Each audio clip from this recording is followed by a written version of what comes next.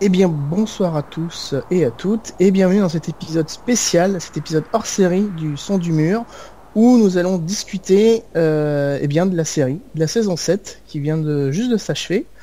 Avec moi, j'ai comme d'habitude mes deux chroniqueurs d'exception, que sont Nymphadora. Salut. Et John. Salut. Alors Nympha, explique-nous un peu, où en sommes-nous et qu'est-ce qu'on va faire dans ce podcast. Alors, en fait, j'ai déjà commencé par vous dire ce qu'on ne va pas faire. On ne va pas vous résumer les épisodes de la saison 7. Pourquoi ? Parce qu'en fait, on vous a fait des super résumés pendant tout le mois. À chaque lundi, la garde de nuit postait sur son blog un résumé de l'épisode de la nuit. On a eu 7 chroniqueurs différents qui se sont succédés pour vous faire 7 résumés. Plein d'intelligence, plein de folie, ils sont super drôles. Donc si vous les avez pas lus, allez les lire parce qu'ils sont super sympas. Et puis c'est la vision de lecteur sur la série, donc on n'est pas forcément super sympa, quoi. Mais bon, on reste toujours quand même gentil. Voilà. Et sinon, l'Estival, c'est aussi plein d'autres chroniques qui sont des chroniques de décryptage. Alors il y a des décryptages sur la production de la série, il y a des décryptages historiques et il y a des décryptages en lien avec les livres. Donc typiquement, Euron Greyjoy dans la série il est comme ça, mais dans les livres il est comment ? Parce qu'en fait en vrai il est totalement différent. Donc voilà, on a fait plein de petits articles. Là on en est à 25 je crois depuis de poster et on devrait finir l'estival à la fin de la semaine, donc pour conclure en beauté. Voilà. Cool. Juste un petit mot. Vu que cet épisode c'est un hors série, j'ai oublié de le préciser, c'est un épisode Gaiden comme on dit au Japon, il ne sera pas monté. Donc là ce sera complètement brut de décoffrage. Donc vous inquiétez pas s'il y a des petits soucis de son, etc. Là, vu qu'on va faire court, blague, ça va pas être monté. Voilà, on s'excuse par avance s'il y a des petits soucis. Là, on est un peu sans filet. Ouais, voilà. Si on bégaye, désolé. Voilà. John, à toi de nous dire qu'est-ce qu'on avait dit la dernière fois.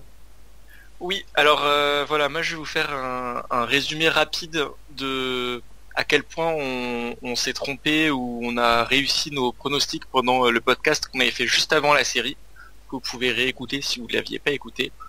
Je l'ai réécouté, j'ai pris quelques notes. Les amis, vous allez pas être déçus, on a été très très mauvais. Donc on s'était d'abord demandé si Daenerys allait venir cramer Westeros. On n'avait pas trop d'avis là-dessus. Au final, presque pas. On peut le dire, elle a été très très sage. Elle a cramé quelques chariots, quelques armées, mais pas beaucoup plus. On s'était demandé si Yara et Théon allaient servir à quelque chose en allant voir Daenerys. La réponse est non. Ils n'ont servi à rien. Je pense qu'on peut le dire. On avait aussi beaucoup parlé de Missandei et Vergris qui se tournaient autour. Eh bien, ils ont enfin ken. Ça y est, c'est fait. Donc peut-être que ça va être fini, ça. On verra. Ça a pas l'air. Ouais, ça a pas l'air. Peut-être qu'on va aller revoir Ken dans ce cas-là. Ouais, mais en même temps, maintenant c'est bon. On a mieux, on a Jon et Daenerys. Wouhou. Maintenant, on a Jon et Daenerys qui ont aussi Ken, mais tu spoil la suite. Mais oui, ne va pas plus loin que la charrue avant les bœufs. Oui, cette expression est absolument pas correcte et on s'en fout. C'est son montage. C'est ça. Taisez-vous. J'ai donc, parce que j'ai repris l'ordre du podcast. Je me suis pas amusé à réordonner les choses. On avait parlé de Tyrion qui buvait beaucoup. Il a bu moins dans cette saison, je trouve. Oui, c'est vrai qu'on l'a moins vu avec un verre à la main, effectivement. Voilà. On avait pronostiqué, ça c'est notre premier pronostic formel dans le podcast d'avant, on avait pronostiqué que Tyrion essaierait d'empêcher Dany de cramer les gens.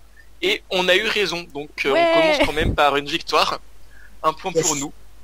Voilà. On avait ensuite pronostiqué que Jorah rejoindrait les limbes de la série avec Gendry. Donc on a clairement perdu, je pense qu'on peut même avoir un point malus. Parce que non seulement Jorah n'a pas rejoint les limbes de la série, mais Gendry est revenu. J'aimerais en profiter pour citer Nymphadora. Donc ouvrez les guillemets. C'est là que premier épisode va y avoir Jorah et je vais me retrouver comme une conne. Je propose donc un point bonus pour Nymphadora. Oui, je suis d'accord. Ouais, bon, bah d'accord, je suis pas douée en... Mais les pronostics, c'est pas mon truc, voilà. En même temps, voilà. Vous étiez d'accord pour dire que Jorah, on le reverrait plus. Hein. C'est vrai, on avait tous tort là-dessus. Un autre truc sur lequel on avait tous tort, c'était que on pensait que Cersei allait mourir dans la saison. Eh bien non, elle est toujours là, et bien là, et elle va rester encore un moment, je pense. Ah ouais. Par contre, on avait pronostiqué qu'elle serait en roue libre, et c'était totalement le cas. Cersei est restée en roue libre toute la saison. Ah ouais, non, mais c'était fabuleux. C'était un roue libre magistral, là. Mais bon, ouais, j'ai adoré personnellement. Mais... Ah oui. C'était génial. Voilà. Ensuite, on a Geoffrey qui nous avait assuré qu'on n'aurait ni la rencontre entre Cersei et Daenerys, ni la rencontre entre Cersei et Tyrion. Ah bon, j'avais dit ça, moi? Ah oui, tout à fait. Donc 2 points de moins pour Geoffrey. Ah zut. On espérait, c'était pas un vrai pronostic, mais on espérait qu'on aurait la rencontre entre Cersei et Sansa. On n'y croyait pas trop, donc je nous mets pas de points en moins parce que effectivement on l'a pas eu. Moi je pensais vraiment que la flotte de Daenerys arriverait par Dorne, ça me semblait le plus logique. Ça n'a pas du tout été le cas. La flotte de Daenerys a tranquillement débarqué à Père-Dragon qui était donc un château abandonné, en toute logique, parce qu'on abandonne ces châteaux, toujours. Non, mais c'est parce qu'il y avait une visite pour achat de la part de Stannis, il l'a donné à Stéphane Plaza, et puis voilà quoi, c'est tout. Voilà, Stannis et Stéphane Plaza, il a sorti son Joker. On se demandait s'il y aurait un retournement de Sansa contre Jon. On a tous voté que non, et on a eu raison, donc un point pour nous. On a aussi été très fort, sur Sansa, parce qu'on avait prévu qu'elle se retournerait contre Littlefinger et qu'il ne verrait rien arriver. Ce qui est tout à fait ce qui s'est passé. Et on avait aussi prévu que Littlefinger ne finirait pas la saison. Donc ça s'est joué à pas grand chose, à un demi-épisode, mais c'était aussi un point pour nous. Ouais, donc là c'est combo, hein. Je dois dire qu'on en a... Là on a été très fort sur ça. Ensuite on s'est demandé à quoi servait Bran et à quoi servirait Bran et si on lui trouverait un intérêt. Je suis pas sûr qu'on ait vraiment la réponse à cette question après cette saison. Bah si, il a un intérêt, c'est le Joker ultime, il sait tout, il connaît tout, tu vois, mais il est trop puissant donc tu peux pas l'utiliser, c'est un peu... Enfin bref. Moi j'appelle ça, il n'a pas d'intérêt. Ouais, pareil. Mais... voilà, on avait dans la mesure où personne ne lui a même demandé, mais qu'est-ce que t'as foutu au nord et comment t'as fait pour survivre? Il y a une personne qui lui a demandé. Et c'est Sam qui lui demande. Ouais, vite fait quand même, hein, parce que il a vite passé à autre chose. D'ailleurs, je pense qu'on reviendra sur la rencontre Sam-Bran parce qu'il y a beaucoup de choses à dire sur cette rencontre. Bref, pardon. Ensuite, alors là, c'est un gros échec de notre part. Quand on parlait des personnages abandonnés, on a parlé de Euron en disant que on pensait que ce type, on le reverrait plus jamais et qu'il servait plus à rien. Je pense qu'on peut admettre qu'on s'est bien trompé là-dessus parce qu'on l'a quand même beaucoup vu Euron dans la saison. C'est vrai. Trop, certains diront trop. Et encore, j'ai peur que la prochaine saison ce soit encore pire. Bah oui, là il est là pour rester. Ensuite, en parlant des personnages perdus, on avait parlé de Sandor et moi vous m'aviez accusé d'inventer que Sandor était amoureux de Brienne. Je trouve que à la fin de cette saison, ma théorie est plausible. Parce que il a quand même beaucoup parlé avec Tormund de Brienne et je pense qu'ils sont tous les deux amoureux de Brienne. Ouais, mais du coup, pourquoi il est plus amoureux de Sansa, quoi? Bah ouais, mais parce que Sansa, elle est trop jeune. Sansa, c'est sa petite fille, tu vois. C'est pas Littlefinger, c'est pas un vieux creepy. Ouais. Non, mais je crois que c'était Arya, leur petite fille qui rentre en 6ème et qui va pas... Oui, aussi. Et son sœur, Sansa et Arya. Oui, c'est bon. Ensuite, on a été assez mauvais aussi sur les rencontres. Parce que il n'y a pas eu de rencontre Tauros-Mélissandre, il n'y a pas eu de rencontre Arya-Mélissandre, il n'y a pas eu de rencontre Arya-Beric, il n'y a pas eu de rencontre Brienne-Mélissandre, il n'y a pas eu de retour de Sandor vers Sansa, et par contre Sandor a vu Grégor. Donc c'est vraiment tout le contraire de ce qu'on avait dit. Ah bah, d'un autre côté, le Clegane Ball, entre guillemets, vu qu'il n'a pas eu lieu, c'était quand même hautement improbable à la fin de la saison 6, quoi. C'était hautement improbable. Je pense qu'on peut dire qu'ils nous l'ont un peu sorti du chapeau. Et là, oui. Voilà. On a eu raison en disant que Sam retournait à Winterfell. On pensait que ça aurait été à la fin de son apprentissage. En fait, il a complètement écourté son apprentissage. Il a arrêté ses études. C'est ça. Il a dit j'en ai marre. Il a décidé de sécher. C'est ça. Il a quitté Poudlard parce qu'il en avait marre. Voilà. Ensuite, j'avais dit que Sam retrouverait Bran, donc un point pour moi. C'est effectivement ce qui s'est passé dans une scène très drôle. Oui. Et on s'était dit qu'il y aurait plein de morts.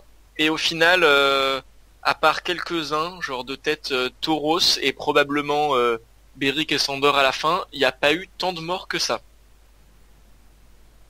Sandor J'ai dit Sandor. Oui. Non, Beric. Je veux dire Tormund. Tormund, oui, Sandor et Tormund, tous les deux amoureux de Brienne, cool. même combat. Mais oui, non, c'est pas possible, ils seront pas morts. Ouais, moi je pense que Beric et Tormund ils sont morts. Non, tu ne dis que des bilvesés. Très bien. Juste un mur de je ne sais pas combien de centaines de mètres de haut qui leur est tombé dessus, mais sinon ils sont vivants. Très bien. Eh ben merci Jean-Jean pour ce résumé. Je vois qu'on a gagné des points ou pas en fait, parce que voilà, on n'était pas forcément très doués. Et maintenant on va passer au point fort et au point faible de cette saison. Enfin en tout cas pour nous, hein, évidemment. Je rappelle que tout ceci c'est notre avis. On n'a pas la science infuse, on n'a pas forcément raison. Et puis voilà, on va débattre. Alors qui veut commencer pour les points forts ? Moi. Vas-y. Alors, en fait, pour être honnête, j'en ai pas vu beaucoup, moi, des points forts dans la saison. Du coup, c'est pour ça que je veux commencer, parce que comme ça, après, vous m'entendrez plus. Non, mais si, en fait, la série, elle a quand même un truc qui est constant depuis le début, qu'on peut pas lui renier, c'est sa production value. C'est sa réalisation, ses costumes, ses décors, ses effets spéciaux. Tout ça c'est beau quoi. Là les décors de Père Dragon ils étaient ouf, les costumes, il y a des détails, d'ailleurs je vous invite à aller voir la chronique que j'ai rédigée sur les chroniques sur les costumes dans la série, où on voit l'évolution des costumes des différentes reines, et on voit les détails qui ont été mis en œuvre dans tous les costumes, et enfin c'est vraiment impressionnant quoi. Il laisse rien au hasard, et il faut saluer la série pour ça quoi. Ils ont du budget et ils savent utiliser ce budget. Il y a aussi d'excellents acteurs, pas tous hein, on y reviendra, mais bon il y a quand même certains acteurs bluffants quoi. Et en plus cette année ils ont quand même réussi à très très bien réaliser leurs batailles. D'habitude, les batailles, moi j'étais un peu en mode ouais, c'est sympa, ça pète de partout, mais j'y comprends rien. Et là, j'ai trouvé qu'elles étaient beaucoup plus lisibles cette année, et c'était c'était beau quoi. En plus, il y avait un dragon quoi, et les dragons c'est trop bien. Donc voilà. On a beaucoup vu les dragons sur cette saison, il faut dire. Bah ouais, et puis c'est cool quoi. Et les effets spéciaux sur les dragons, ils sont quand même vraiment bien faits. C'est pas. On peut critiquer, mais les dragons, ils ont quand même le style. Le seul problème, c'est qu'apparemment, ils ont dû manger le pauvre fantôme parce que du coup, on l'a pas vu. Moi, je pense que c'est Drogon qui l'a mangé. Non, peut-être pas Drogon, mais plutôt Raegal, parce que c'est probablement lui le futur dragon de Jon, donc il pouvait pas blairer ce fantôme, c'est pas possible. Donc voilà, je pense que c'est Raegal qui a mangé le pauvre fantôme. Le pauvre. Mais oui, c'est vrai, effectivement, l'absence des loups, c'est quand même un peu... Enfin, des loups. du loup, parce qu'il n'en reste plus qu'un. Enfin, il en reste deux si on compte Nymeria. Mais tous les autres sont morts, si je me souviens bien. Il n'en reste plus que deux. Effectivement, Ghost qui disparaît, qu'on voit plus, c'est parce que voilà, le budget dragon est passé par là, hein, il fallait choisir. Et puis, dragon. Donc, voilà, je pense que tu peux pas tester. C'est vrai qu'ils auraient pu peut-être nous le justifier en une phrase quand même, qu'on passe pas toute une saison à se dire mais Fantôme, c'est pas censé être l'âme damnée de John, il est où? Il a disparu, non, tout le monde s'en fout. En vrai, dans ce cas-là, à la limite, ils avaient qu'à le tuer, quoi. Si vraiment... Enfin, d'accord, c'est triste. Moi, j'aime pas qu'ils tuent les loups parce que c'est mes préférés, mais bon, s'ils veulent plus le mettre à l'écran, ils ont qu'à dire qu'il s'est fait tuer, quoi. Ou même ça aurait évité une incohérence. Oui, ou même à la rigueur, tu fais une forme furtive. Je sais pas, tu fais quelque chose qui disparaît dans les bois ou j'en sais rien, n'importe quoi, mais effectivement, tu le justifies parce que c'est compliqué. Je sais qu'à un moment, Sansa fait la remarque. Elle parle de Ghost, mais je sais pas si c'est du lard ou du cochon en fait. J'arrive pas à me décider pour savoir si elle dit ça sérieusement ou pas. Donc bon, voilà. Non mais alors ça c'est un truc sur lequel pareil. Bon, j'ai deux choses sur lesquelles finalement j'ai bien aimé la saison, c'est que au moins ils font n'importe quoi, mais ils le font avec autodérision. Donc du coup, ça passe un tout petit peu mieux, mais alors vraiment un tout petit peu. Hein. D'ailleurs, du coup, je vais rebondir sur ce que tu viens de dire pour parler de mes points forts à moi, du coup. J'en ai pas énormément non plus, hein, mais moi, c'est entre guillemets des personnages. Alors déjà, c'est Davos, le punchliner de la saison. C'était fabuleux. Le mec, il ouvre la bouche, j'ai éclaté de rire à chaque fois. Non, mais la rencontre entre Dany et Jon, c'est juste pas possible. Donc Dany, elle a 12 milliards de titres, ça prend 1 heure à déblatérer, et puis c'est Jon Snow. Ah oui, puis il est roi au fait. Non mais je vais dire, c'est pas possible. C'est voilà, Davos m'a fait la saison, sincèrement. Et puis évidemment sa rencontre avec Gendry, la vanne comme tu disais, en mode autodérision avec. Je croyais que tu ramais encore. Non mais bon, ok les mecs, c'est bon. C'est voilà quoi, c'est. C'est triste parce que la série, elle devrait pas. Oui. Enfin voilà, c'est pas censé être là pour ça quoi. C'est ça. Après, c'est vrai que c'était pas. Enfin, la série n'est pas censée faire rire aux dépens d'elle-même en fait. Mais là, pour le coup, bon, je pense que Davos, par contre, ils l'ont vraiment créé pour que ce soit. Enfin, créé. Ils l'ont vraiment utilisé là cette saison pour que ce soit un ressort. Je vais pas dire comique, mais qui allège un peu la situation. Et puis Gendry, le Thor du Suicide Squad, qui est quand même fabuleux quoi. Le mec, on lui dit au fait tu dis pas que t'es un bâtard. Ah, je suis le bâtard de Robert, j'ai rencontré votre père, vous êtes plus petit que lui. Non mais c'est juste pas possible. Je vais dire au bout d'un moment. Moi mon préféré c'est quand ils lui ont dit vas-y t'es rapide, cours. Mais mec, ça fait 3 saisons qu'il rame. C'est ça. Non, mais il a plus de force dans les jambes que dans les bras. C'est un forgeron, c'est logique. Hashtag troll. Hein. C'est quand même un peu.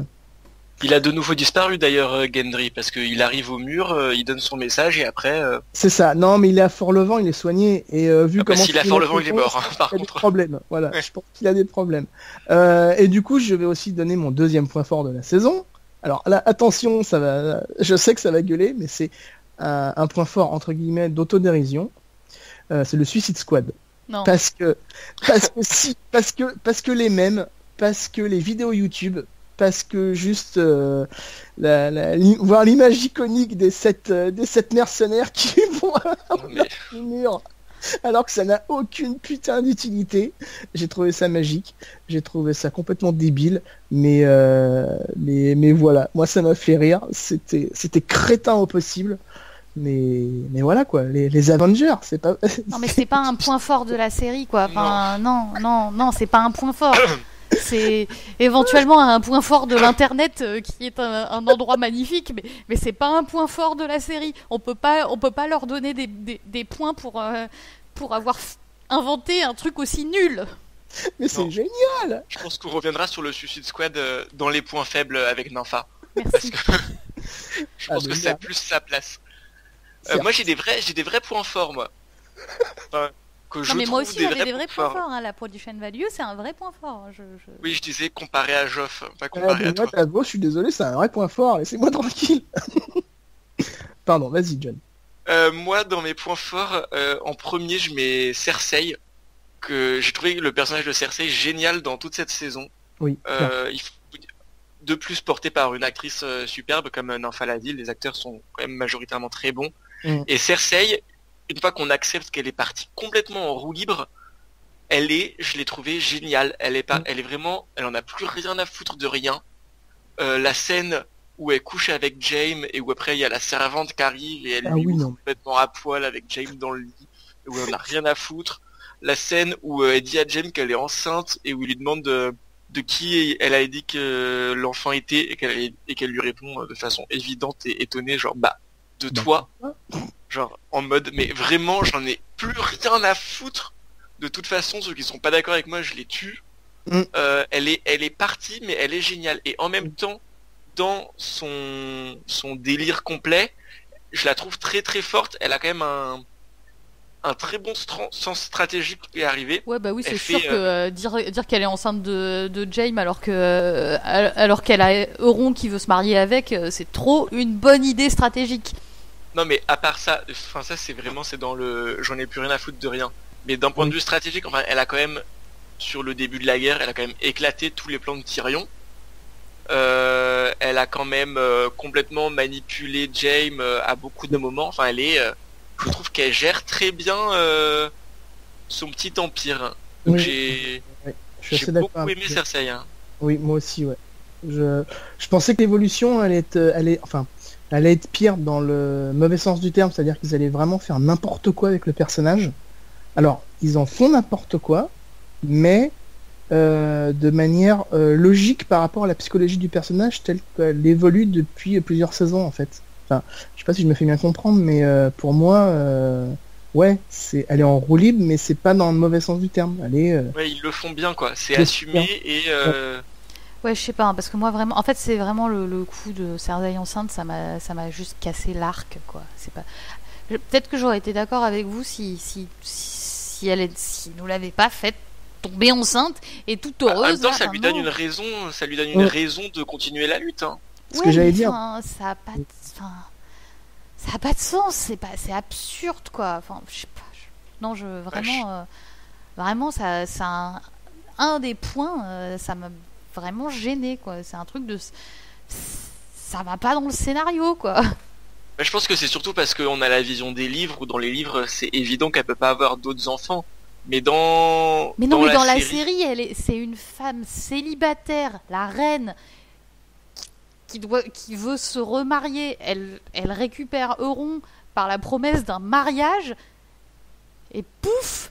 Mais oui, mais Euron, il s'en fout qu'elle soit enceinte.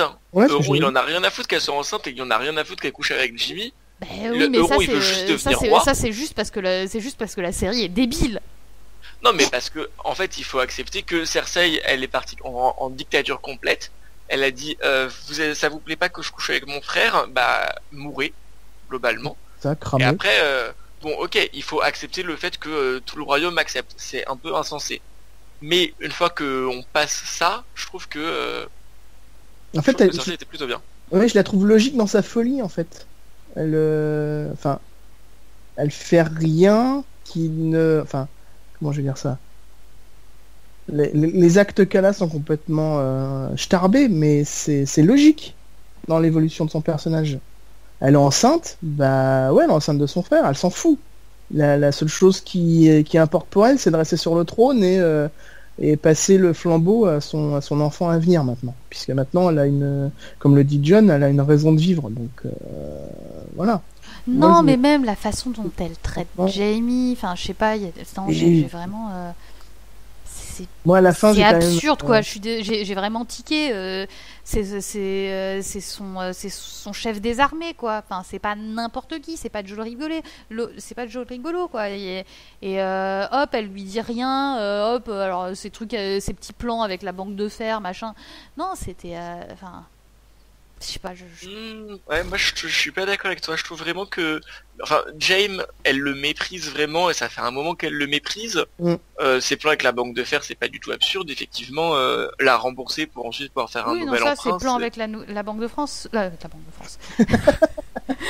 Non, heureusement, avec la banque de fer, effectivement, ça va bien dans la logique, mais juste c'est le fait que elle est toute seule à même pas en parler à son chef des armées. Ouais, parce qu'elle a complètement, non mais il y a un moment le méprise Jaime. Non mais c'est pas une question de mépris. Enfin, il y a un moment, si tu tiens les armées Lannister, il faut que tu sois au courant de quelque chose. C'est le commandant de l'armée du royaume, c'est pas juste son frère. Oui, mais elle se considère comme la commandante en fait. Oui, mais de facto, elle a jamais vu un mec à commander. Donc, si à la limite, mais ça a pas de sens. Je suis pas d'accord. Bon, donc on n'est pas d'accord sur Cersei, et j'enchaîne sur un autre arc que j'ai beaucoup aimé, c'est justement l'arc de Jaime, donc le deuxième jumeau, que j'ai trouvé lui aussi très intéressant dans cette saison. Il a enfin fini par justement s'émanciper de cette Cersei qui le méprise. J'ai eu très très peur sur la dernière scène, c'est une scène que j'ai beaucoup aimée, j'ai trouvé que la tension dramatique était vraiment là, beaucoup plus que quand il tombe dans le lac, ou quand Jon tombe dans le lac, où là clairement on sait que rien va se passer. Là, ce moment où tu sens toute la tension entre Jaime et Cersei, t'as la montagne derrière, etc. Et j'étais pas serein. Bah il tire l'épée quand même, hein. Enfin, ouais. Non, c'est vrai, cette scène-là, j'avoue, et même l'arc de Jaime de manière générale, ça va. Ça passe. Ouais. Ça va. Jaime, c'est l'une des plus réussies, ça va. J'avoue, il est cool. Ok. Et après, j'ai une autre scène que j'ai beaucoup aimée, toujours dans l'épisode 7. Bon, je focalise beaucoup sur l'épisode 7 parce que les autres épisodes, j'ai commencé un peu les oublier. Hein, mais c'est la dernière scène avec Littlefinger que j'ai trouvé très bien. Alors, certes, on peut critiquer tout ce qui se passe avant dans cet arc, et je le fais. L'arc de Littlefinger, c'est... Bon, on en reparlera dans les points faibles, je pense. Mais cette dernière scène... je l'ai trouvée magnifique et extrêmement jouissive. Quand on voit Littlefinger qui comprend pas, qui commence à paniquer, qui essaye d'abord de se rattraper aux branches, de faire son petit « Mais Sansa, ma chérie, tu vas pas faire ça parce que tu t'es trompé. » Et après « Oh là là, mes chevaliers, emmenez-moi. » Et après « Oh là là, personne ne m'aime. » Et après de supplier complètement parce qu'il a plus d'autre espoir. J'ai trouvé que c'était une fin... Alors, tout ce qui se passe avant, c'était très décevant, mais c'était une fin digne du personnage, qui est quand même un personnage très intéressant et très important dans toute l'intrigue. Et là, voir Sansa lui faire la liste des accusations en remontant depuis le début, depuis l'assassinat de Lisa, etc. Ouais, ça c'était cool. Non, c'est génial. Ça, j'avoue. Et dans le genre scène jouissive, il y a quand même eu aussi les deuxièmes noces pourpres du tout premier épisode. C'était quand même super cool avec Arya qui fait son petit speech de fin, genre l'hiver est venu pour les frais et tout. C'était quand même vraiment vraiment jouissif.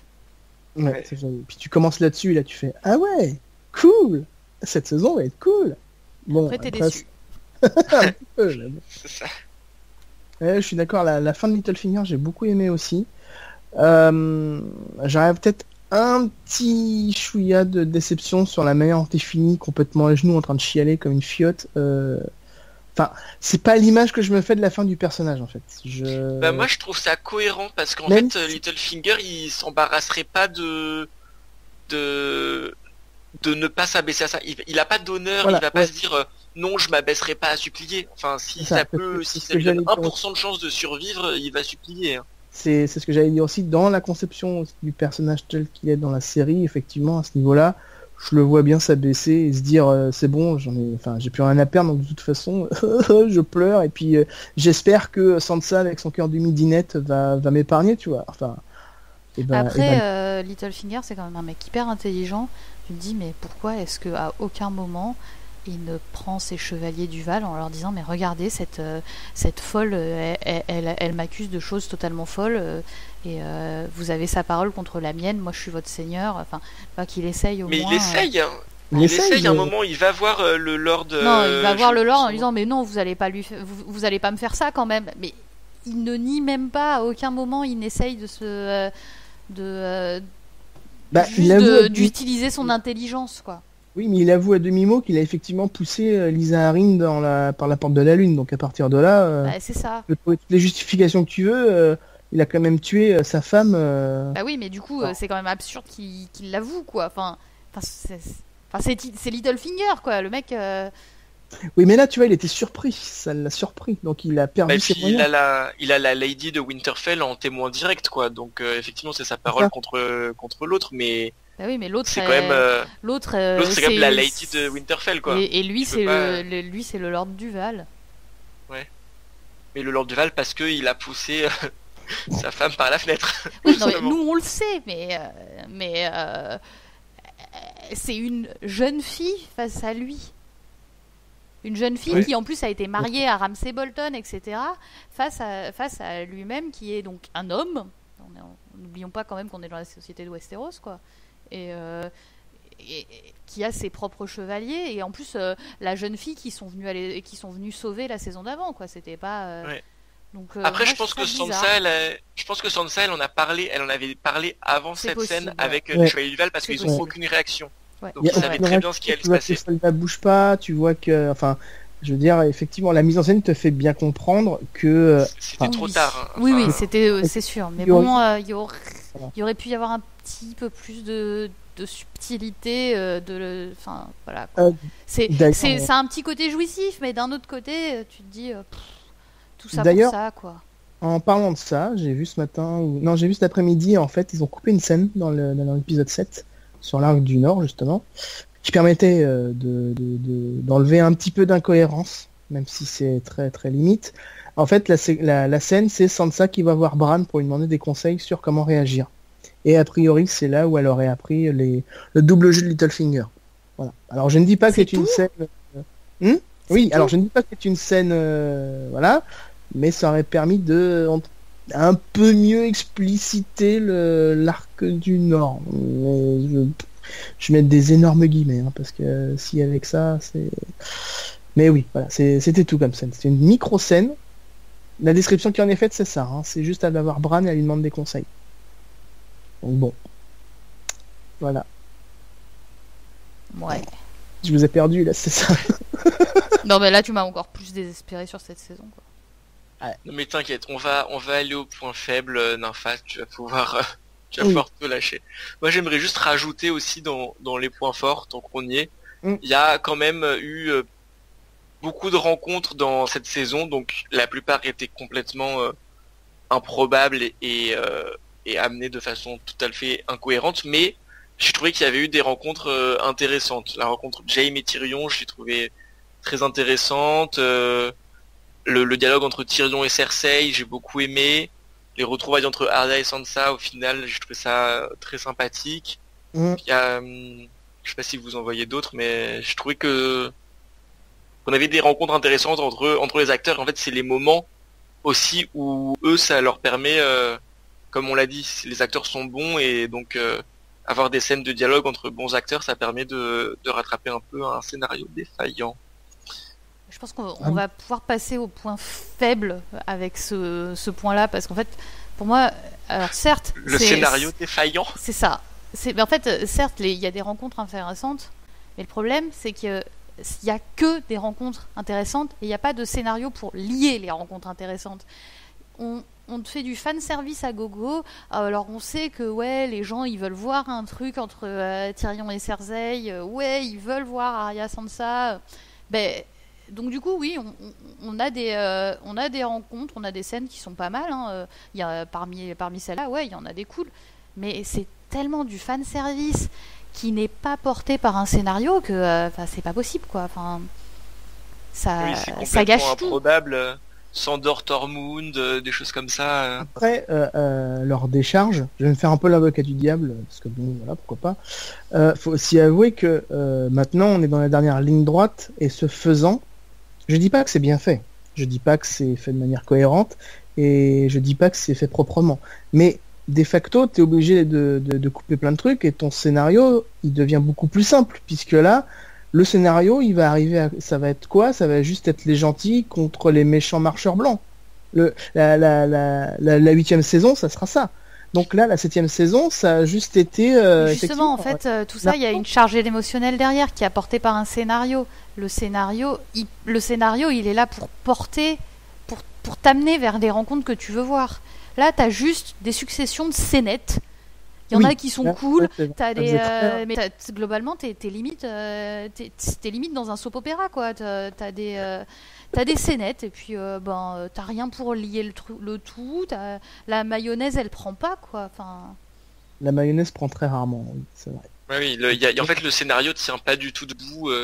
Il y a de temps en temps, ils essayent de justifier leur scénette en te donnant une espèce d'explication qui est complètement bancale. Enfin, toute la scène dans le Nord, oui, on va chercher un zombie pour convaincre Cersei. Rien que ce postulat de base est absurde. Oui. Donc le scénario est vraiment inconsistant. Enfin, c'est pas qu'il est inconsistant, c'est qu'en fait il se donne des excuses pour faire des scènes iconiques. Le fait qu'ils aillent de l'autre côté du mur pour aller chercher un zombie fait que ils sont dans la merde, et que du coup Dany arrive avec ses dragons pour se faire buter un dragon que récupère le roi de la nuit. En fait, il faut le prendre dans l'autre sens. Ils avaient besoin que le roi de la nuit obtienne un dragon pour faire tomber le mur. Parce que dans la série, il n'y a pas le corps de l'hiver. Donc, il y avait besoin d'une excuse magique. Excuse magique, ça va être quoi? Ça va être un dragon. Comment on fait bien je comprends bien ça, Geoff, mais le problème, c'est qu'ils auraient pu se casser un peu la tête pour faire un truc qui tient debout. Oui, mais bien sûr. Que le but de ça soit d'aller à ça, que ça soit ça le résultat attendu, on l'a tous compris, mais le problème, c'est que ce qu'ils font, ça tient pas debout du tout. Non. Et c'est pas que je fais pas d'effort, quoi. Ah oui, non, mais ils ne font aucun effort. Oui. C'est ce que je disais. Ouais, globalement, ils prennent leur. Moi, j'ai vraiment eu l'impression de m'être fait prendre pour une décérébrée pendant cette saison. Où globalement, t'as pas de scénario, mais c'est pas grave. Le spectateur, il y verra que du feu, parce que on va leur faire des scènes qui sont vachement cool. Alors, du coup, il y verra que du feu sur le fait que on n'a pas de liant dans tout ça. On peut y aller tant qu'on fait des scènes cool, c'est bon, on se fera tout pardonner. Ben non, il y a un moment, faut quand même être à la hauteur, quoi. Faut quand même que ça tienne debout, ouais. Et c'est là que je pense que c'est là qu'on peut aussi parler de la temporalité, parce que comme tu disais, Ninfa, c'est une suite de scénettes, et entre ces scénettes, tous les personnages juste vont se retrouver là où il faut. Et je pense que parce que donc sur la temporalité, donc moi je suis un grand râleur sur la temporalité depuis un long moment, sur les temps de voyage, etc. Et souvent on me répond oui, mais tu sais pas combien de temps il s'est passé entre les différentes scènes, entre les différents épisodes. Chose que j'entends, c'est un argument que j'entends, que j'accepte que moyennement, parce que je trouve que ça pourrait être, si c'était bien fait, on se rendrait compte du temps qui passe. Mais bref. Mais par contre, j'aimerais prendre l'exemple typique de ce fameux épisode 6, où on a en moins de 15 heures, clairement, parce qu'il se passe une nuit, on a Gendry qui court jusqu'au mur, un corbeau qui fait tout le trajet depuis Fort-le-Vent jusqu'à Père-Dragon. C'est loin. C'est pas la Corse, Westeros. C'est très loin. Puis Daenerys qui revient avec ses dragons. Je parle pas du fait que Daenerys aurait pu venir avec ses dragons directement. Oublions. Mais on a quand même donc tout ça qui est censé se passer en 10 heures. C'est impossible. Et là, c'est pas moi qui fais pas d'effort. C'est juste impossible. Et quand tu vois, je suis en train de m'énerver tout seul. Mais quand tu vois l'interview du producteur de l'épisode te dit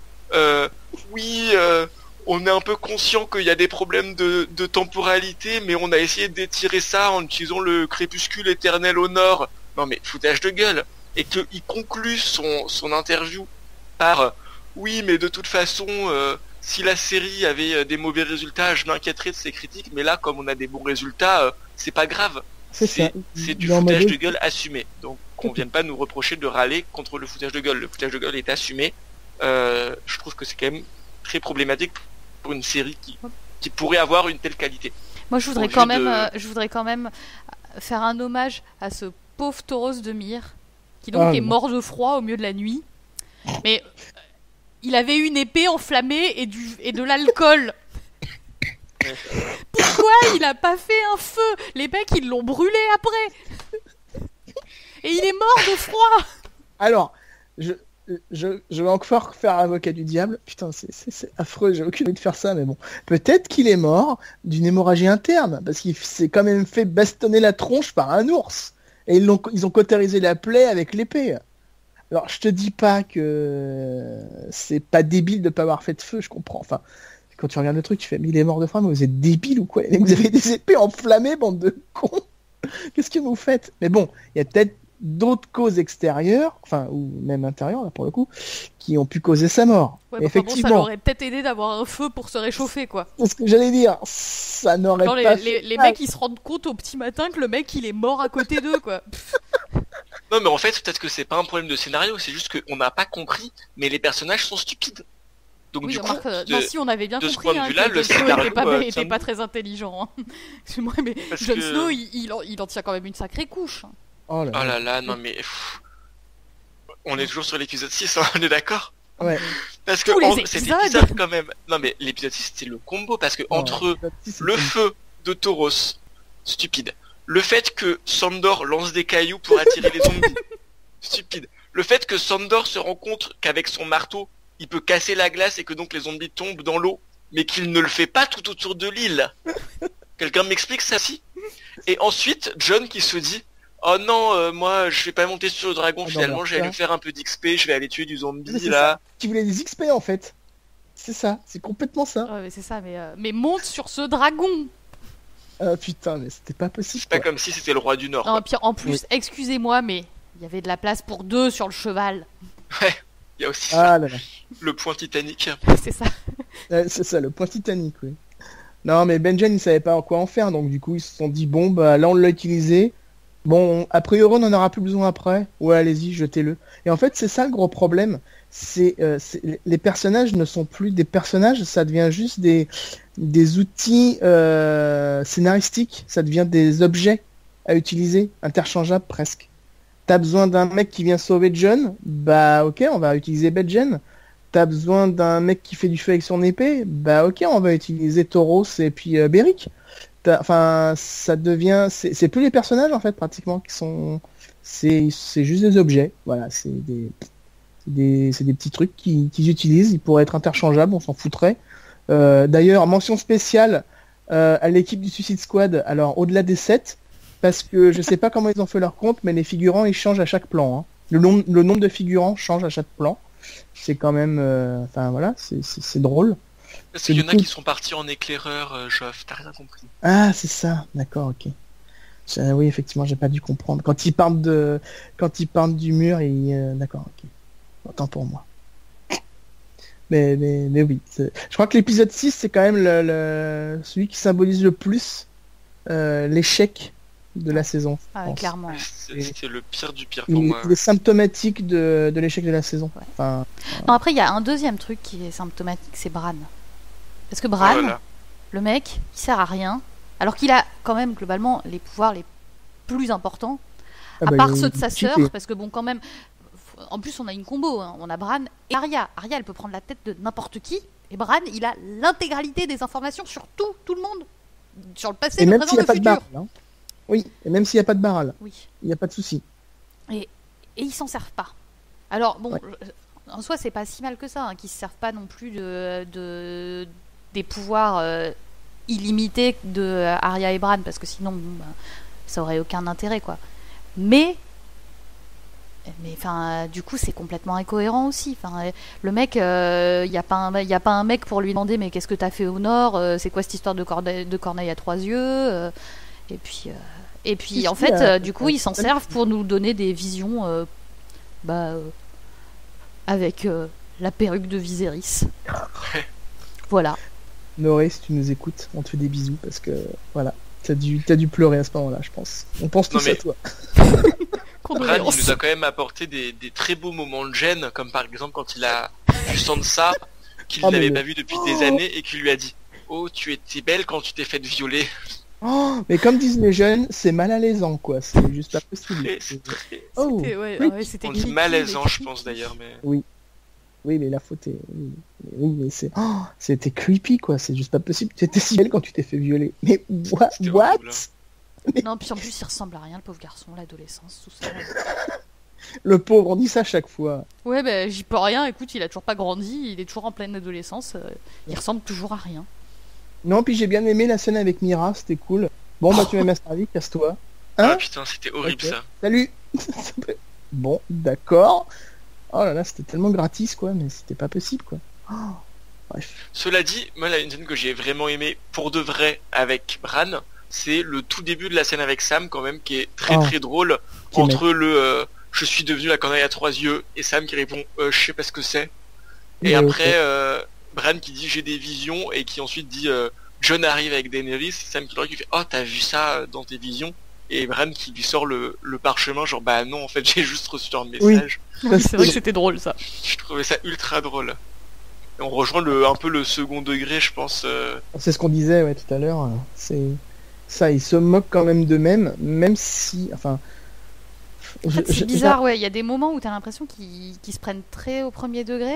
Oui. Et puis, je sais pas, il y a peut-être un scénariste ou deux qui doivent se rendre compte que vraiment c'est pas possible, et du coup ils glissent une petite une petite pique là comme ça au milieu au milieu des dialogues, histoire de je sais pas, ils ont peut-être un scénariste en roue libre ouais, qui fait des perles de temps en temps.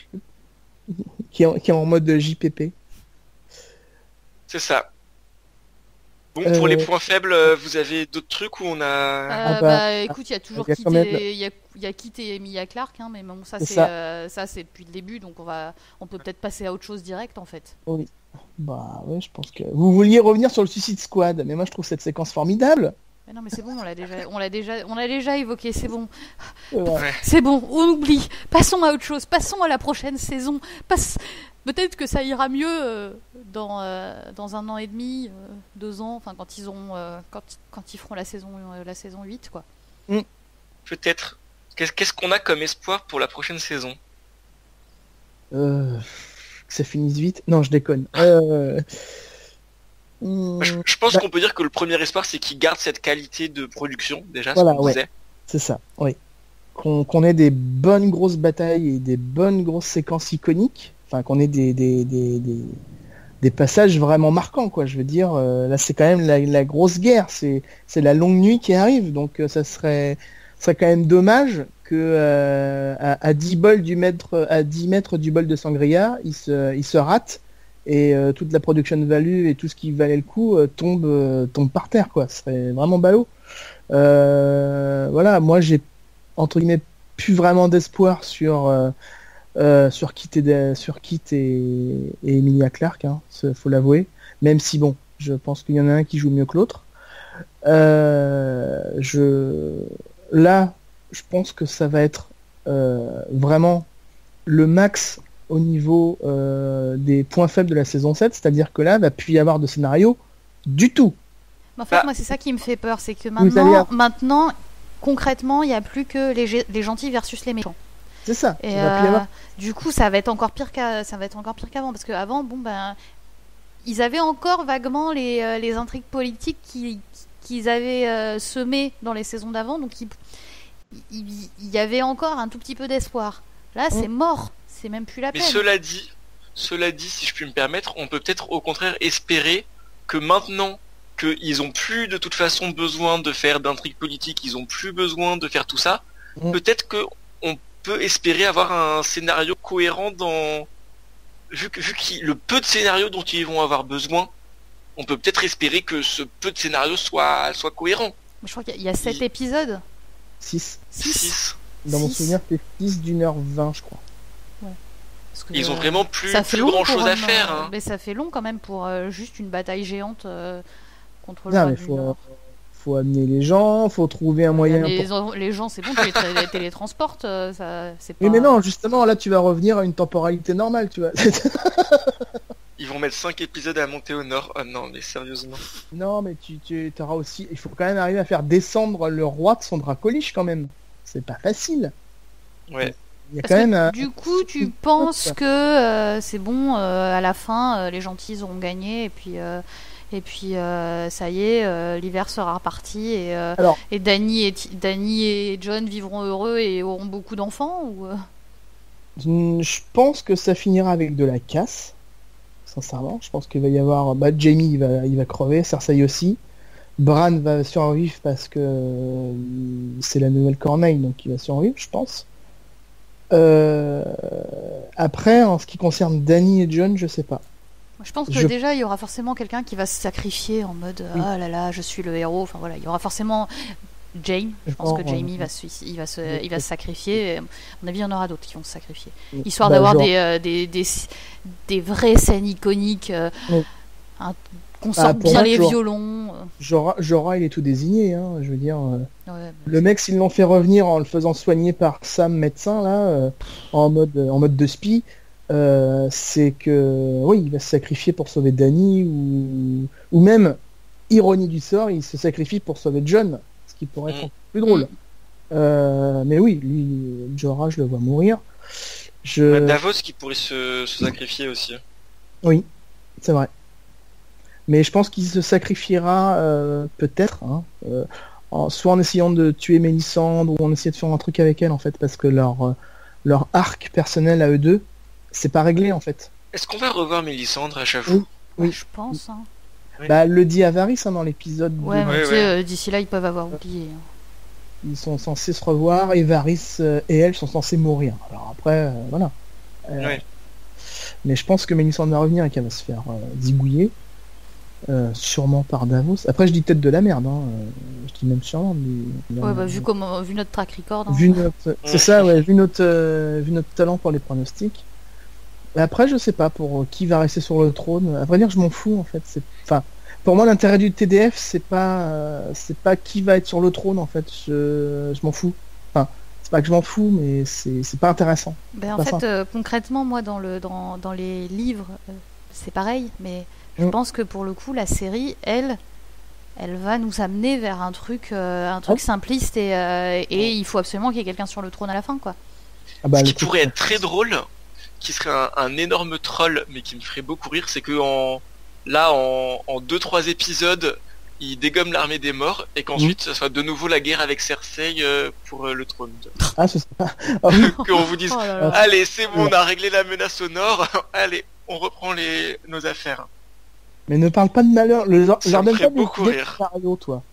Hein, déjà. Je vais les appeler.